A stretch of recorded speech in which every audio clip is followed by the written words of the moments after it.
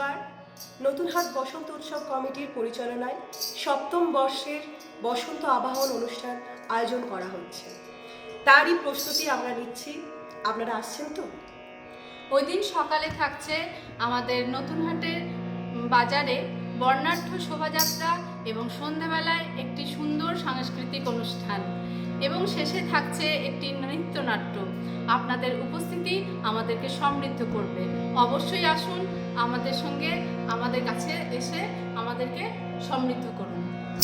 হরে গোরা